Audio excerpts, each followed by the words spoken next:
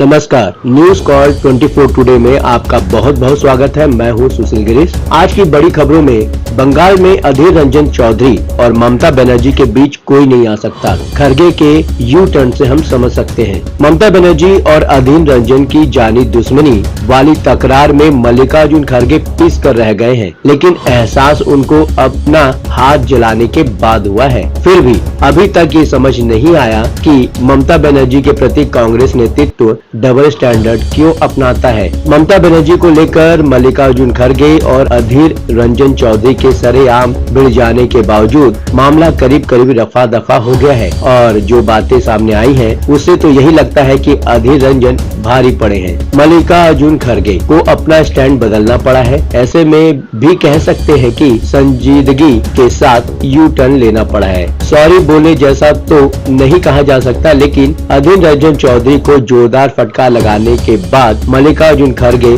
पुचकारते नजर आ रहे हैं और यथासंभव नए सिरे से तारीफ करने लगे हैं। क्या ये सब ममता बनर्जी की वजह से हुआ है या मल्लिकार्जुन खरगे को अपना रुख अधीर रंजन चौधरी की वजह से नरम करना पड़ा है या फिर राहुल गांधी की तरफ से कोई खास मैसेज मिलने के बाद हुआ है? बड़ा सवाल ये है कि आखिर ममता बनर्जी कांग्रेस के लिए इतनी महत्वपूर्ण क्यों हो गई है? क्योंकि दिल्ली में तो ममता बनर्जी को राहुल गांधी खास अहमियत देते नहीं, न ही वो राहुल गांधी को कभी देती है। मल्लिकार्जुन खरगे को नरम क्यों होना पड़ा, आइए समझते हैं। ममता बनर्जी के प्रति राहुल गांधी के स्टैंड को देखें तो सीधे सीधे कुछ भी साफ साफ समझ में नहीं आता। कांग्रेस अध्यक्ष मल्लिकार्जुन खरगे ने भी वैसी ही बात की है जो हाल के दिनों में जयराम रमेश के मुंह से सुनी जाती रही है। जैसे कांग्रेस महासचिव जयराम रमेश इंडिया ब्लॉक अस्तित्व में आने के बाद से ममता बनर्जी के प्रति उम्मीदों से भरपूर बयानबाजी करते रहे हैं। मल्लिकार्जुन खरगे की बातों से भी उसी तरह का रुख जाहिर होता है और ये भी सच है कि अधीर रंजन भी ममता बनर्जी के प्रति अपनी बात पर पहले की ही तरह कायम है। बस पहली बार किसी ने टोका टोकी की है। वैसे भी बतौर कांग्रेस अध्यक्ष मल्लिकार्जुन खरगे का इतना हक तो बनता ही है कि वो किसी भी प्रदेश कांग्रेस अध्यक्ष को कमांड करने के लिए हिदायतें जारी कर सके, हदें तय कर सके। लगता है मल्लिकार्जुन खरगे ये बात भूल गए कि अधीर रंजन चौधरी सिर्फ पश्चिम बंगाल के कांग्रेस के अध्यक्ष ही नहीं, लोकसभा में विपक्ष के नेता भी हैं। 2014 में मल्लिकार्जुन खरगे भी इसी भूमिका में थे, लेकिन 2019 में लोकसभा चुनाव हार जाने के बाद मल्लिकार्जुन खरगे के लिए कांग्रेस को राज्यसभा में भेजने का इंतजाम करना पड़ा। राज्यसभा में फिलहाल मल्लिकार्जुन खरगे भी उसी पोजीशन में है जो लोकसभा में अधीर रंजन की पोजीशन है। देखा जाए तो मल्लिकार्जुन खरगे कांग्रेस अध्यक्ष होने के नाते भी अधीर रंजन से ऊपर की हैसियत रखते हैं, लेकिन कागजी और किताबी बातें व्यवहार में भी लागू होती हो जरूरी भी तो नहीं है। ताजा मामला सबसे बड़ी मिसाल है। ऐसा लगता है कि मल्लिकार्जुन खरगे एक पल के लिए पूरी तरह से भूल गए कि राहुल गांधी ने ही अधीर रंजन को कोलकाता से बुलाकर दिल्ली में तैनात किया है और 2021 के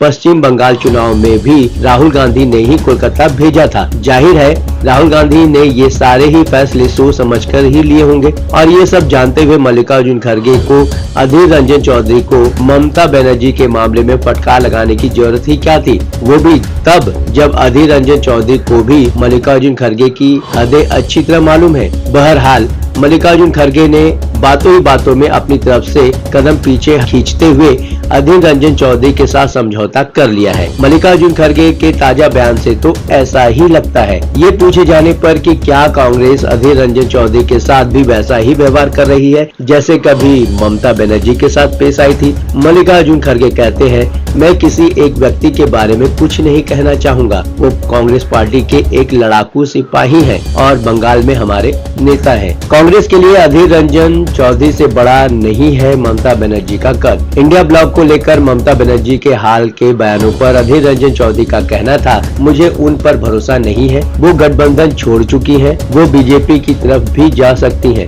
वो बाहर या अंदर क्या करेंगी मुझे नहीं पता, ये आपको उनसे पूछना होगा, लेकिन मुझे उन पर भरोसा नहीं है। ममता बनर्जी को अवसरवादी नेता बताते हुए अधीर रंजन ने कहा था कि वो जमीनी हकीकत को समझने लगी हैं। वो वोटर का झुकाव इंडिया ब्लॉक की ओर हो रहा है। इंडिया ब्लॉक को समर्थन देने से उनको चुनाव में मदद मिलेगी, इसलिए ये सब कर रही है। मल्लिकार्जुन खड़गे ने यही सब सुनकर बोल दिया था कि ममता बनर्जी गठबंधन में रहेंगी या नहीं, ये फैसला लेने वाले अधीर रंजन कोई नहीं होते। ये सुनते ही अधीर रंजन ने अपने तरीके से मल्लिकार्जुन खड़गे को अपनी अहमियत भी समझा दी थी और नतीजा तो सबके सामने है ही। अधीर रंजन शुरू से ही ममता बनर्जी के प्रति वैसा ही कड़ा रुख रखते हैं और कभी किसी ने उनकी बातों पर आपत्ति नहीं जताई। ममता बनर्जी कह चुकी थी कि वो अकेले चुनाव लड़ेंगी, फिर भी जयराम रमेश कहते रहे कि टीएमसी के साथ बातचीत चल रही है, लेकिन अधीर रंजन अपनी बात पर अड़े रहे और ममता बनर्जी के खिलाफ हमेशा की तरह हमलावर रहे। कुछ दिन पहले टीएमसी महासचिव अभिषेक बनर्जी का बयान आया था कि अधीर रंजन के कारण ही टीएमसी और कांग्रेस का चुनावी गठबंधन नहीं हो सका और हाल ही में ममता बनर्जी का कहना था कि इंडिया गठबंधन की सरकार बनी तो तृणमूल कांग्रेस बाहर से सपोर्ट करेगी, लेकिन 24 घंटे में ही भूल सुधार के साथ ममता बनर्जी ने अपनी ही बात को आगे बढ़ाते हुए कहा कि वो इंडिया गठबंधन का ही हिस्सा है। मतलब ये समझा जाए कि केंद्र में विपक्ष की सरकार बनी तो वो उसमें शामिल भी हो सकती है। अधीर रंजन अपने स्वभाव के अनुसार इसी पर बोले कि ममता बनर्जी पर वो भरोसा नहीं कर सकते। अधीर रंजन का कहना था, मैं किसी ऐसे व्यक्ति के पक्ष में नहीं बोल सकता जो मुझे और हमारी पार्टी को बंगाल में राजनीतिक रूप से खत्म करना चाहता है। ये लड़ाई कांग्रेस के हर कार्यकर्ता की है, मैं उनकी ओर से बोलता हूँ। और मल्लिकार्जुन खड़गे ने इसी बात पर अधीर रंजन को फटकार लगाई थी। वो होते कौन है? लेकिन अधीर रंजन को भी तो पता ही है कि मल्लिकार्जुन खड़गे और उनकी हैसियत में मामूली फर्क है।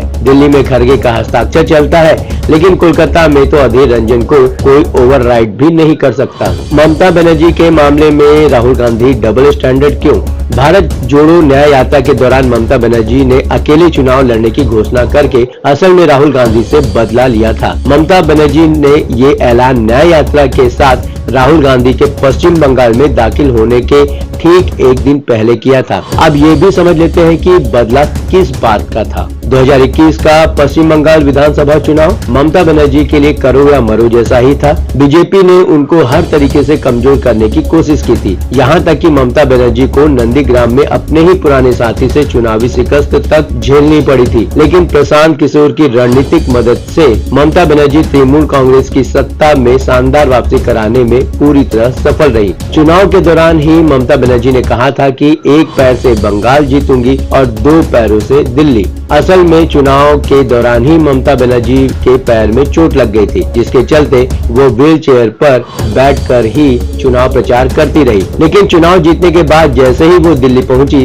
राहुल गांधी एक्टिव हो गए और विपक्षी दलों के नेताओं के साथ मीटिंग करने लगे। ममता बनर्जी भी उसी काम के लिए दिल्ली पहुंची थी और आखिर में बड़े भारी मन से वापस गई। मल्लिकार्जुन खड़गे और अधीर रंजन की तकरार से एक बात तो साफ हो गई है कि बंगाल में ममता बनर्जी के प्रति राहुल गांधी का स्टैंड बदला नहीं है। राहुल गांधी दिल्ली में ममता बनर्जी को बर्दाश्त नहीं कर पाते, लेकिन कोलकाता में वो ममता बनर्जी के खिलाफ बस इतना ही कर पाते हैं कि उनके पीछे अधीर रंजन को लगा देते हैं। ममता बनर्जी के प्रति राहुल गांधी की यही डबल स्टैंडर्ड समझ नहीं आता। आप अपने विचार हमें कमेंट के माध्यम से भेज सकते हैं। यदि अभी तक आपने हमारे इस चैनल को सब्सक्राइब नहीं किया है तो कृपया इस चैनल को सब्सक्राइब करें, फॉलो करें और नोटिफिकेशन में जाकर ऑल का ऑप्शन दबाना बिल्कुल ना भूलें। नमस्कार।